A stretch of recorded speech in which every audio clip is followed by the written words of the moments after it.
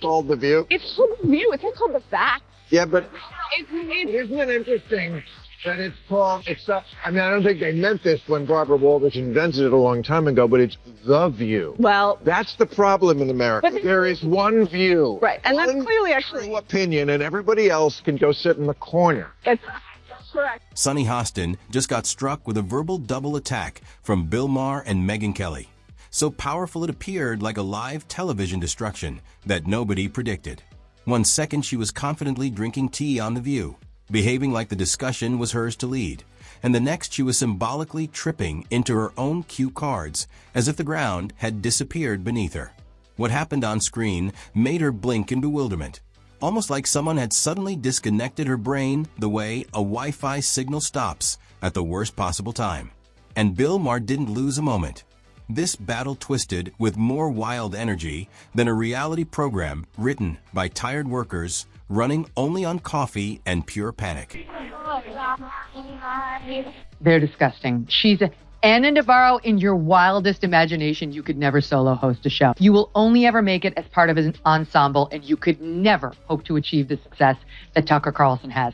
So you can sit in your little cheap seats all day long and enjoy your little negative henpecking, but your careers are going nowhere, and Tucker is about to dominate. Bill Maher and Megyn Kelly, two individuals who have never required approval to talk with sharp honesty, finally chose they'd had enough of Sunny Hostin's constant tries at intellectual control. Maher carried his dry, burned-earth sarcasm, while Megyn gave her cool, exact breakdowns that sliced cleaner than a surgeon's knife. And together they made Sunny's usual speaking platform into something that appeared more like a weak, cheap stool shaking on uneven ground. The entire conversation seemed less like a debate and more like an academic destruction contest, where Sunny arrived armed with a sparkle glue stick while the other two drove in with completely loaded construction machines ready for impact. I want to talk about Whoopi Goldberg because I got so many texts this week because she attacked me the week before. Sure. So everybody was like, oh, Bill, I get you're enjoying the karma. First of all, I'm going to talk about this at the end of my show next week, teaser. But there is no fucking thing as karma, okay? Get over that. Whoopi attacks me on a regular basis. She says stupid shit on a regular basis. They just happen to coincide. Let's begin with Sunny Hostin's favorite action, waving her law diploma like a glowing sword from the school of total certainty, as if it can immediately quiet every space. Her qualifications seem basically printed across her face. Former government lawyer, legal specialist, professional finger pointer, and non-stop expert on everything she handles. But let's be honest. Whenever someone begins a sentence with, as a lawyer, you can almost promise whatever comes next will be wildly wrong, painfully expected, or aggressively pointless. And Sunny somehow succeeds to give all three at the exact same moment. It's like seeing a dramatic legal speech with none of the information, but all of the flying moral superiority covered in a voice that demands she's always the smartest person in the space. That hot mess that they air in the mornings, called The View, had to issue not one, not two, not three, but 4 corrections, legal corrections, 4 legal notes. Imagine what they did at that debate, where once again, they tried to fact check only one side, and then when their fact checks got fact checked, they cowered. They cowered in fear. I mean, this is a pattern. What's truly amazing is Sunny Hostin's talent to change literally any subject, whether it's a simple TikTok trend or something as innocent as the correct temperature to keep mayonnaise, into a huge lecture about racial unfairness. She could observe a puppy being saved and still make it into a speech about system oppression, all while sounding totally convinced she discovered a secret conspiracy. It's like watching the human form of a chaotic Twitter account, noisy, dramatic, and determined to misunderstand everything on purpose. And honestly, just observe at how confused she gets in her own point sometimes. Even Whoopi struggled to sit through the disaster happening beside her on that group. Any term you want, because maybe that is a word that's triggering, and so let's not use that word. I don't want to call it the super far left, but don't tell me the left. Maybe the super far right. We're Well- talking about the left. Well, then Okay, but we talked about that. I mean, I think we agree about the danger of the super far right, and I can't say it enough. I think they're the bigger threat. But don't tell me that the left hasn't changed. I mean, I'm old enough to remember when it was the conservatives who hated the Jews. Yeah. Okay. Sunny Hostin didn't just get questioned. She got totally run over in a philosophical destruction contest. And the only thing she succeeded to keep whole was her trademark look of moral sadness. Having powerful opinions is one thing, but making every discussion into a dramatic speech from the top of Mount looking down on others is a totally different show. And that's become Sunny's full-time personality on the group. She isn't having conversations. She's creating courtroom plays where she acts as the star, the decision-makers, and the clapping signal all at once. The issue is that Bill Maher and Megyn Kelly don't work on that plan. They don't require the audience to celebrate every time they breathe because they carry facts, cleverness, and sharp thinking that flip the whole situation immediately. And when Sunny gets trapped by basic truths, she doesn't change. She pushes harder, as if loudness alone could magically make her points into brilliance. And finally, new rule, stop saying that Whoopi Goldberg getting yanked from The View right after she attacked me on The View is karma. There's no such thing as karma, sorry. Sorry, but life is random. The only word to describe it when a big game hunter gets trampled by an elephant and then eaten by lions is hilarious.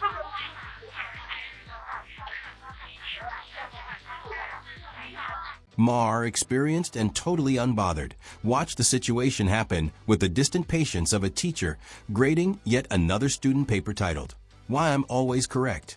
And he didn't even have to stop her because Sunny Hostin's speech fell apart all by itself. With every overly holy breath, she pushed herself deeper into a speaking hole filled with dramatic fancy words, expected anger, and a heavy layer of self-praise that basically clouded up the space. Then Megyn Kelly came in, relaxed, extremely sharp, and almost surgical in the way she destroyed the entire show without lifting her voice or using drama. She simply removed Sunny's polished cover of forced seriousness layer by layer until all that stayed was an echo room of recycled anger falling apart under its own pressure. They had a discussion on The View about world superpowers from the sound of it. That's how they got into it. And Sunny Hostin made some comments about patriotism and America and Black America. It's all in there, Jason. I mean, it's all in there. I'm going to tee it up. It starts with Alyssa Farah, who's supposed to be the Republican commentator, and then you'll hear Sunny jump in. If America is not the #1 global power, it's not going to be Denmark. It's going to be communist China, a country that right now the government is imprisoning Uyghur Muslims in concentration camps. It is a deeply racist government. It's a human rights violating government. It is a government that if they are the leader of this free world, we are not a free world the way that we are right now. The notion of patriotism and the notion of America and the American flag has been co-opted by the right as if they are true patriots. But when I listened to Christopher Wray, the head of the FBI, he said white supremacy is the biggest domestic threat to this country. Sunny Hostin's entire act relies on one thing: never being directly questioned, because she succeeds only in long speeches, not real conversations, where everything is blamed, dramatized, and moralized into her personal plan. But when someone like Megyn Kelly calmly pokes a single opening in that carefully blown-up balloon of superiority, the breakdown is instant and impossible to cover. What came next wasn't a tiny error or a simple mistake. It was a complete ideological faceplant that made her struggle for balance. When your entire character stands on weak framework made of moral grandstanding, even the smallest hint of disagreement seems like an earthquake shaking the whole building. And this time, that shaky house of cards didn't just wobble. It collapsed spectacularly in a moment so uncomfortable and cringeworthy, it basically rang across the studio. Donald Trump will be sworn in as the 47th President of the United States, yay, on January 20th of this month.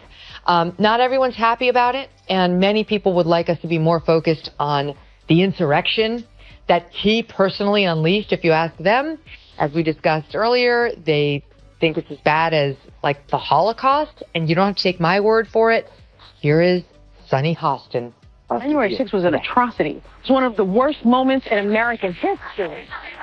And when you think about the worst moments in American history, like World War II, things that happened, like the Holocaust, chattel slavery. Yeah, the January 6th is right up there next to the Holocaust and slavery. Megyn Kelly, whose very existence seems to trigger Sunny Hostin like an alarm screaming in a silent room, doesn't even have to attempt before Sunny's voice jumps higher the second her name is said. Megyn has a rare and apparently controversial talent on The View. She can talk clearly using facts, sensible reasoning, and real sources, which the group handles like some type of band magic. Bring up information, walk through a logical timeline without a dramatic breath or emotional breakdown. That's basically viewed as a danger to their entire system. So, while Sunny grabs her necklace and responds to another imaginary political emergency built from unclear TV talking, Megyn calmly explains the reality about Sunny with annoying accuracy. She mentions sources, uses numbers, and describes without yelling, making a terrifying show of calmness and knowledge. The two qualities that appear most scary at that table. I want you to note the tone they all talk with him. I want you to look at Sunny Hostin's body language and the way they look at him and everything else. Just because he is a lefty who hasn't gone completely bananas, here they are talking about the word woke. The term woke has been, in my view, co-opted by the right and weaponized and bastardized. And so I was surprised to hear you use the term because historically, as you know, because I think you're quite brilliant, that woke is a word used by the black community to note that we must be aware of social injustice. But words And migrate. why is that a bad thing? It's not a bad thing, and originally that was actually a great thing. Alert to injustice. Who's not for that? But words do migrate. Sunny Hostin arrives armed with emotional smoke displays, dramatic explosions, and hand movements that appear like creative dance routines designed to represent oppression, while Megyn Kelly replies with calm, exact reasoning that cuts through the chaos like a directed weapon. It's like seeing someone carry a coloring book to a chess game, then get angry when the other player truly understands how the pieces work. You could basically see Sunny's brain freeze in actual time every time Megyn mentioned real data, logic, or history. Her only protection was hiding into her fortress of anger, claiming as if 2 + 2 equals system unfairness, then behaving surprised when Megyn symbolically takes out a calculator to display the truth. And Sunny's bewilderment doesn't end there. She appears to believe sarcasm is meanness and comedy is some type of emotional assault, making her responses even more exaggerated and confusing to observe. Whoopi Goldberg was angry when Alyssa pointed out that Trump went to the funeral of Officer Diller on Long Island, and Joe Biden went to a podcast. Look at Whoopi Goldberg's reaction. Choose what you like there, but for Republicans, it was good imagery. Really? One day later, yes. And I'm asking that because I was so offended because you know who showed up. Yeah. And he was, whether he was asked or not. This He is a was man who invited. didn't care what happened to the officers on January 6th. She promotes Joe Biden and Kamala Harris every day on that show. Trump wasn't supportive enough of the cops who were, yes, in danger on J6. How does that explain their behavior on a daily basis? It's 2025, and somehow Sunny Hostin still hasn't understood the simple truth that comedians exist exactly to make jokes about everyone. That is literally the entire base of their work. Expecting Bill Maher not to joke about public people is like entering a bakery and behaving surprised that they offer bread. Yet every time Maher creates even the smallest comment, Sunny responds as if someone just climbed on a table and spoke her entire middle school journal out loud, complete with drawings and that one forgotten poem about justice. She grabs her necklace and gasps, "How dare he?" as if personal upset counts as a valid counter-argument in a comedy speech. But the true main piece of the chaos was her painfully awkward try to outsmart Maher and Megyn Kelly. She threw out historical mentions with all the accuracy of a young child throwing spaghetti at a wall, hoping something would attach. But most of it landed as confused noise. She flung half-finished legal language like unpinned explosives, attempting to sound deep, but winding up like someone who quickly read Wikipedia over breakfast, making even a courtroom typist ready to write nonsensical rambling and quit in tiredness. Last week you called white Republican women cockroach. Actually, I didn't. And You said they're acting like I used it as that rhetoric. Let me answer that. Okay. I used it before. Here's what I'm going to ask you. Here's what I'm going to ask you to do. Wow. Yeah, I'm going to ask you to tone it down a bit because I can't hear anything. No one can hear what's being She said. just said I called You white understand people why roaches. people All right, we're going to go to break. We're going to break. Can't take it. Bill Maher, calm as a frozen lake in a super cold freezer, sat back and allowed Sunny Hostin's dramatic rants bounce off him like soft darts hitting a brick wall. This wasn't his first time walking through an ideological danger zone. He's been surviving these arguments since the early days of slow internet, and his patience displayed. You could basically see decades of media knowledge rolling their eyes every time Sunny attempted to pin him to a symbolic cross of righteous anger, convinced she was creating a grand show-stopping closing speech worthy of a viral video posted by accounts like Woke Warrior Queen.